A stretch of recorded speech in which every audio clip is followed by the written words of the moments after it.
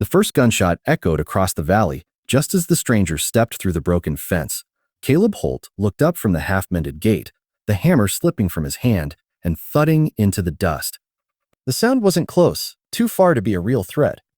But out here, on the empty stretch of Wyoming land, where the sky felt bigger than God and the nights swallowed sound whole, even distant danger carried weight. He squinted toward the tree line, where late afternoon shadows stretched long and dark, then back at the woman standing on his property like she'd been dropped there by the wind. She froze when she realized he'd seen her. For a long moment, neither of them moved.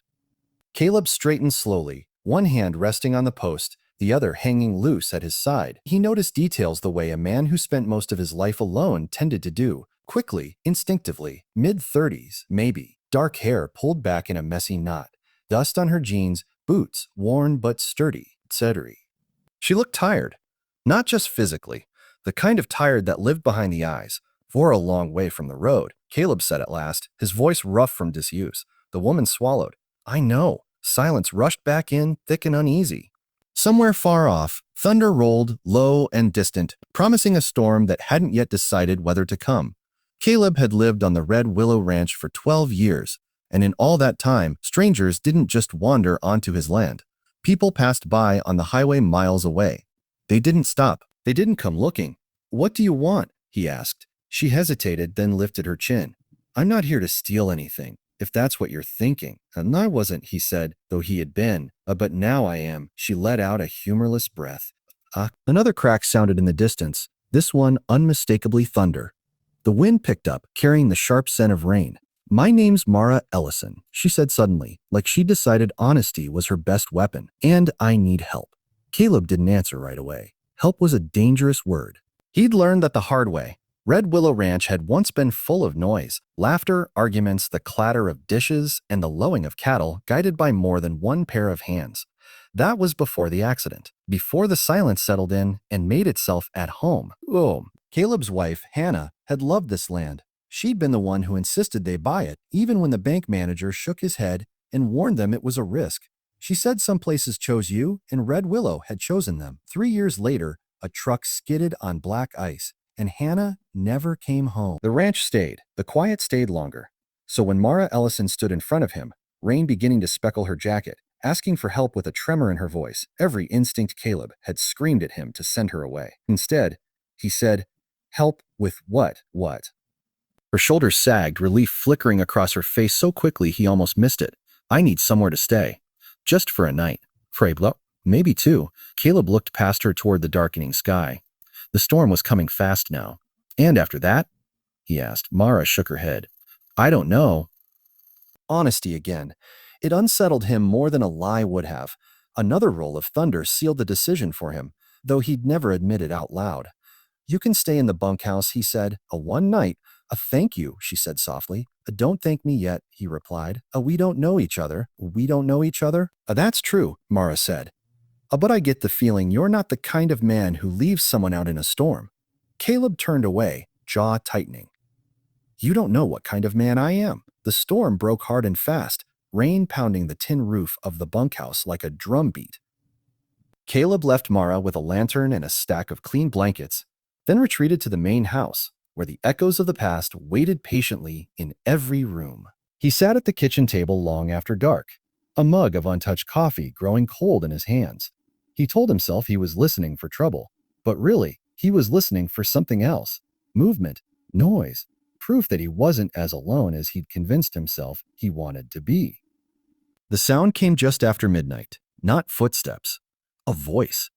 Caleb was on his feet in an instant, heart hammering as he crossed the yard with his jacket thrown over his shoulders. The bunkhouse door stood ajar, light spilling out into the rain-soaked ground. Inside, Mara sat on the edge of the narrow bed, her face pale, eyes wide. I didn't mean to wake you, she said quickly. Quickly? Caleb nodded stiffly. He knew that territory well. You okay? He asked. She hesitated, then shook her head. No, but I will be. The simplicity of it struck him. Not fine, not pretending, just honest. He cleared his throat. You want some tea? She blinked. Really thought you'd be angry. About a nightmare? He said. That was the beginning, though neither of them realized it at the time. Over the next few days, one night stretched into 3. Mara didn't push, and away as she could, feeding the chickens, mending tack, listening more than she spoke. When she did talk, she chose her words carefully. Caleb learned she'd grown up bouncing between foster homes after her mother died. That she'd worked a string of jobs, never staying long enough to build roots. That something had happened recently, something she wasn't ready to name, that sent her running. In return, he told her almost nothing. Still, something shifted. The ranch felt different with another presence in it, Shufren. Less hollow, less like a place frozen in time. One evening, as they sat on the porch watching the sun dip below the hills, Mara finally asked the question that had been hanging between them. "Why are you alone out here?" she said. Caleb stared at the horizon. "Because it's easier." She studied him. "Is it?" He didn't answer. Trouble came in the form of a black SUV. It rolled up the dirt drive one afternoon, dust curling behind it like a warning. Caleb was in the barn when he heard the engine, his gut tightening before he even saw it. Mara saw it too. "That's them," she whispered. Caleb turned sharply. "Them who?" Her hands trembled. "The people I ran from." The SUV stopped near the house. Two men stepped out, both wearing expressions that didn't belong anywhere near Red Willow Ranch. Caleb moved without thinking, placing himself between Mara and the approaching strangers. "You're trespassing," he said. One of the men smiled thinly. "And for a woman, dark hair, answers to the name Mara." Caleb didn't look back. I know one like that here." Mara's breath hitched behind him. The second man's gaze flicked past Caleb's shoulder, sharp and knowing. "You sure about that?" Caleb felt the old anger rise, hot and dangerous. "I'm sure." The men exchanged a glance. "I'll be back," the first one said. People always turn up eventually. The SUV disappeared down the drive, leaving silence and dust behind. Mara collapsed onto the porch steps. "They won't stop," she said. "They never do." Caleb crouched in front of her. "You want to tell me what's going on?" She met his eyes, fear and resolve warring on her face. "Not yet, but if you want me gone, I'll go." He thought of the empty house, the quiet nights. The way she'd brought light into a place he thought was beyond saving. No," he said. "You'll stay." The weeks that followed tested them both. The men returned, circling the ranch like vultures. The cattle spooked easily. Sleep came in fragments. Mara finally told him the truth one night by the fire. She'd uncovered evidence of fraud at her last job, a construction firm cutting corners, bribing inspectors. When she tried to report it, the firm's owners had made it clear she wouldn't live to regret it. "I thought running would keep me safe," she said. But it just made things worse. Caleb listened, fists clenched. "You did the right thing," he said. "It doesn't feel like it," she replied. He reached for her hand without thinking. She didn't pull away. The final confrontation came on a night thick with heat and tension. The SUV returned, this time with more men. They didn't bother with threats. Caleb had prepared. He'd called in favors, old friends who owed him more than they admitted. The sheriff arrived with flashing lights. The valley lit up like daylight. Mara stood beside Caleb as the men were led away in handcuffs, their plans unraveling in the face of evidence she'd kept hidden. When it was over, the silence returned, but it felt different now, lighter. Mara stayed, not because she had nowhere else to go, but because she chose to.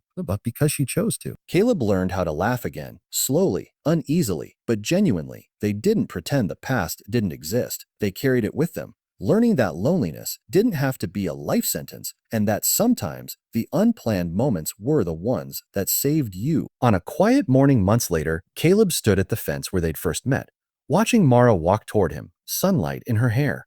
He realized then that Red Willow had chosen again, and this time neither of them was alone.